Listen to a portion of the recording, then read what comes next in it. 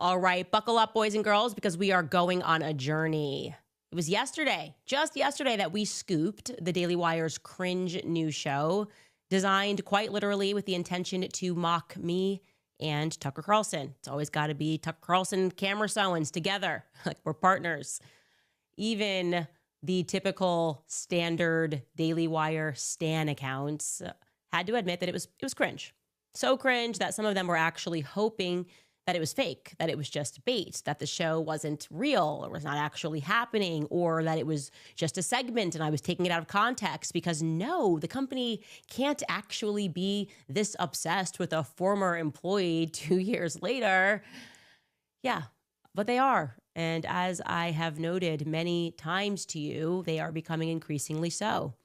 And for a reason that I am still trying to work through, I mean, honestly, we've all been trying to work through, Charlie Kirk's assassination has catalyzed a certain derangement in Ben Shapiro. Ben was not a friend of Charlie Kirk. So the question is, why? Why is he so obsessed with the Charlie Kirk narrative, or rather obsessed with stopping people from prodding that narrative? As soon as he began, like when Charlie was coming up, as soon as Ben began to perceive Charlie as a threat, which is essentially after the Kanye West tweet, I love the way Candace Owens thinks tweet, Ben got to work behind the scenes trying to complicate and stop Charlie's rise and my rise. These are just the facts and they are indisputable, okay? What happened thereafter is that Charlie and me, we proved to be inevitable, even pulled apart and in our separate ways. We continued to climb, and we did that without stepping on anybody's head. There are no stories, there are no bodies that are hidden of me intentionally harming people to get where I was going. Well, yesterday when we got off air, we received even more tips, and I'll tell you why. That's because bravery inspires bravery. When people see other people standing up and saying, hey, actually, this is wrong and this is weird, other people go, yeah, that's right. It is weird, and we should all say something. And I would like to again note that the young people who are being manipulated by Ben Shapiro to do his dirty bidding, I don't think that they deserve our ire. I get it. You're young. You have a dream. You have somebody that says, I can make all your dreams come true. And you're game. Some people are going to be game to that. Some people are going to say, yeah, I want to be famous, or yeah, I really need this money. I'm in a pinch, whatever it is. And his strategy is to find Christians and to pressure them, usually through financial means, to go after other Christians when he gets angry in particular. That is another fact, which I can now prove to you thoroughly by reading you one of two emails that we actually received and conversations that we've had. This time, and this email is going to be from another person who was being considered for the role of stalking Candace Owens and Tucker Carlson, because that's what the role was. Of course, while pretending like it's a show. You got to like pretend it's a real thing, but actually we're hiring you to go after Candace Owens. And again, we are going to prove that. Now, to give you a little background here, you will recall that at the end of last year, Ben stepped onto Megyn Kelly's stage while she was on tour, and he demanded her allegiance against me and Tucker. Nobody knows why. She did not submit to him, and I want to be clear that she has been under attack by his stooges since. Okay, Ben is directing that from behind the scenes, all of attacks against Megyn Kelly, because his perspective is that you are either going to take his side when he doesn't like somebody, or you are going to be attacked. Thereafter, Ben quite literally paid money for a prime speaking slot at AmFest, hitting the stage just after Erica Kirk opened, where he again attacked me, he attacked Tucker Carlson, and this time he also attacked Megyn Kelly because she refused to pledge her loyalty to him and his causes, meaning attack who I want you to attack. Be my attack dog. And this email is going to illuminate for you guys what took place immediately following that appearance, okay? Again, I'm going to read this email, so give me a second here to pull it up. We're going to skip through or black out the first portion of this email so you can see it, because we want to protect some of the names that are in there. It reads, Dear Candace, I believe it was 2 days after Ben Shapiro's speech at AmFest, a producer from the Daily Wire who has been nothing but kind to me reached out. I genuinely cannot describe this in any other way than in panic mode. He said that they had just come up with the show concept the day before, and they were already calling people to audition. He said that they wanted me to audition for a solo show. Immediately, I was ecstatic. It seemed wonderful to get to do something that I love, talking about what I believe in and trying to make a difference. Of course, the idea of opportunities financially and professionally made this seem all the better. It was presented to me as a comedy show to make fun of the right and the left. I said that I loved that, as I try to critique both sides in a lot of what I share. However, immediately, you and Tucker Carlson were brought up. The producer said, quote, "So when Candace or Tucker says something crazy, we would want you to make fun of it," end quote. I let him know that I actually like you and Tucker, and I watch you both, as I generally like most conservative political commentators. I said that as a Christian, I wanted to be honest about what I believe and be kind to people, but that I was okay with making light of ideas that I disagree with on both sides. But I did not want to be in a position where I was told what to say. The producer asked me to send in a video audition. He sent the script and an AI video along with it. As to what they wanted me to read, I was baffled. The entire show audition was making fun of you. I will say, though I was not sure about the B theory, it genuinely just felt wrong in my soul to make fun of you. I watch you every day. You genuinely seem like you care so much about the truth and fighting for what is good and right in this world. I texted blank. I asked for advice. She gave me great advice. She told me to reach out to blank. I told blank that I was not comfortable sending in a video as it did not feel true to me.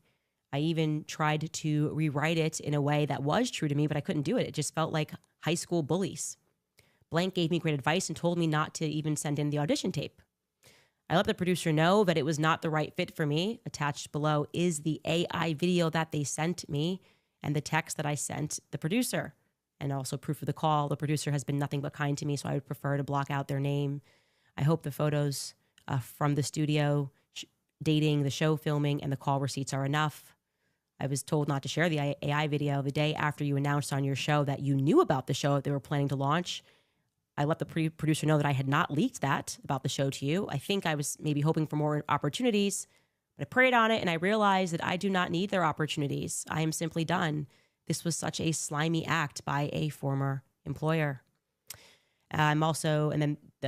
This person proceeds to copy and paste the text that they wanted read. So I'm just going to show you the AI video that they sent out to people, to young women, to see if they would audition for this role. Mark, we can actually take this full screen because it's a lot of me. So I don't think we need double me watching me. But this is an AI video sample of the show that Ben wanted sent around following AmFest. Take a listen. There's imminent danger coming. Weird underground bee farmers, like a Polish communist underground symbol. The evidence is overwhelming. The connections are undeniable. Hey, no-knowers. Welcome back to The More You Know. I'm your host, Gossie Gosworthy. We have some seriously juicy leads today, so let's dig in. I don't know, but I know. You know? Let's just talk about the bees. And I just sort of went, okay, that's weird. I kept looking online, and strangely, I'm not kidding, and I'm going to show you these messages. I came across what looked to me like a bunch of people talking about bees. People were talking about bees, but not in a normal way. They were speaking about bees, but they weren't speaking about bees. It was very coded. I did a little research on bees. Plus, I've seen hundreds of them in my lifetime. You're going, Candace, what do you, like literally bees. And here's the part that sticks with me. Bees die when they sting. Kyle Robinson is alive. So how could he be the bee that did the stinging? These are questions people like Ben Shapiro don't want us to ask. So there you have it. This was not supposed to be a segment. The entire show was supposed to be designed as an attack against me. And they wanted to cast a young person that was willing to lower themselves to do this. And this particular individual who deserves all the credit in the world, actually, for doing the right thing here. And, you know, I spoke with her and I said, look, we're going to block your name. And she said, you know, I've prayed on it. And if you want to reveal my name, I don't really care. And I said, you should reveal your name because you're actually a hero in the story. And she didn't get the job because she went back to them and she wrote and said, I feel uncomfortable doing this. I'm going to show you that text message right now that she sent. Hey, blank, I want to be completely candid. I sat down to film the script that you sent me, but it doesn't feel true to what I really believe in regards to making fun of Candace. I may not be the right fit for this one, which bums me out because I want to work with you guys very much. Thank you very much for the opportunity and for thinking of me And you think the person would come up and be like, oh no, that was just like one episode. Nope. That's it. Understood. More opportunities down the road. Merry Christmas. It's required. It's required. If we're going to give you a show, we can make you a star. We can make you a star, but you have to be willing to attack Candace Owens. That's what we are casting for. So Maggie did not get the role, okay? Maggie did not get the role. And I do think Maggie, like I said to you on the phone and you were comfortable with it, you said your name is Maggie Wegner. I hope she gets 3 million followers by the end of this episode across social media for being a decent human being. That should be enough. You should never have somebody who is casting you to do their dirty work, because that's what's happening here. And there's something about this that is just such an act of cowardice, to have people go out like they are pawns and pretending that you're doing this because you're interested in doing a show, when in reality you just hate Tucker Carlson and Candace. But it's deeper than this, right? The show is cheesy. It's crazy. We've been doing this now for 2 years, but I'm going to explain to you why this is suddenly beginning to feel dangerous to me. When you get to the part where you are coming up with show ideas and casting people as attack dogs that are young and have their whole lives ahead of them and who are talented and can contribute something else. And I was venting about this to my cousin, Mia, Mia, who I just brought with me for no reason, for vibes, because she just reads things correctly and she says very little, but she just hits it usually about certain people. And I was venting to her this morning about how wrong this is, like how I feel like I left a cult that I didn't know that I was in. And then she put it so perfectly. I said, feels like I left a gang. And she said, yeah, you got to get jumped to leave a gang. Yeah, actually. You want to leave the Bloods? You want to leave the Crips? Let me tell you how this is going to work. We're going to beat you, like literally beat you within an inch of your life. That's what it feels like. And I said back to her, I said, yeah, but they've been beating me for 2 years now. 2 years now. And this is feeling increasingly deranged and out of control. So further to that point, I want to let you guys know some more things, because there had been a lot of rumor, innuendo, but also a lot of facts surrounding the reasons that I was fired from the Daily Wire. The clearly immoral and impractical stance that I publicly expressed, that genocide is always wrong, was revealed by Jeremy Boring in that town hall as a reason why I was fired. Also, I said the clearly immoral, I had the clearly immoral position that, quote, pornography is harming men. That was another reason that was expressed by then CEO Jeremy in the company-wide town slave hanging that was hosted, because for some utterly deranged reason, that seemed to be an appropriate way to punish me in front of my peers. But another reason that I was fired was because I insinuated in an episode that I had done while I was at the Daily Wire, when I was speaking about Michael Jackson, that it's plausible that Hollywood is being run by a gang. I'm sorry. Why is that a fireable offense?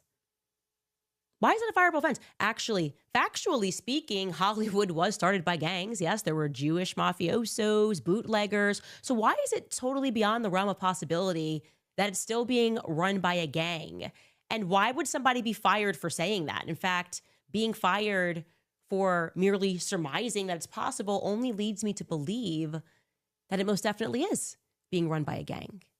And that maybe that's the point of what Michael Jackson, Britney Spears, Kanye West, Justin Bieber, too many others have been trying to get across to us. Even Justin Baldoni, actually, when I read the lawsuit and I realized they were trying to stage a hostile takeover of the rights to his movie. That's it. Everything else was noise.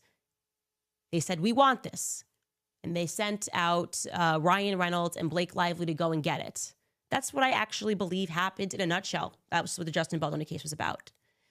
And if it is a gang, an entertainment gang, if you will, that I and Charlie Kirk both unwittingly signed ourselves up for, then allow me to express that I have been getting jumped out for the last 2 years. And Charlie Kirk, well, guess what? He wasn't so lucky. He's dead now. He's dead now. When he wanted out, he was killed. And Ben Shapiro's behavior since Charlie Kirk's assassination leads me to believe that he may know more than the public knows about Charlie Kirk's death. That's how I deeply feel. I feel that in my soul. He's behaving as though Charlie's company was promised to him 3,000 years ago, okay? Like he assumed that he would somehow benefit off of his death, and I'm getting in the way of that somehow.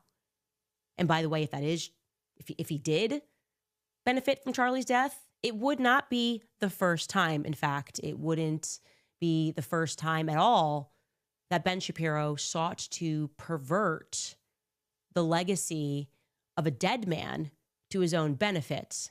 What am I talking about? Yeah, I'm talking about what Ben Shapiro did before he started the Daily Wire. Now, I know that I played this clip for you guys before, but I want to play it again and then to tell you the story that I know about it, because I think it'll probably sicken you. It's a clip of Steve Bannon, first and foremost, telling the audience at AmFest in response to Ben Shapiro screaming about everybody. Steve Bannon gets up and he replies, and he tells the truth about Ben Shapiro because he knows Ben Shapiro from Breitbart.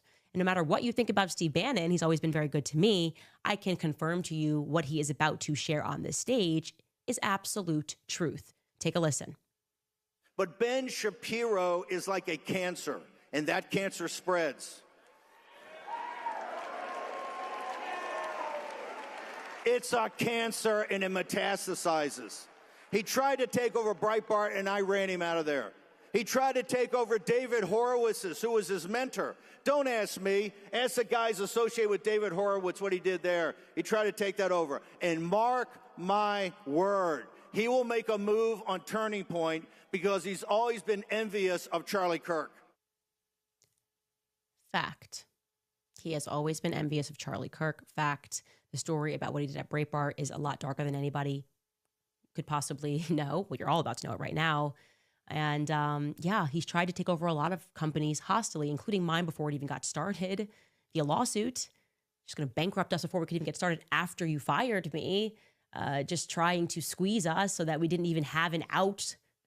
What has he been talking about, really? Well, publicly, Ben has represented himself as having been mentored by Andrew Breitbart. Ben loved Andrew Breitbart, ostensibly, right? No.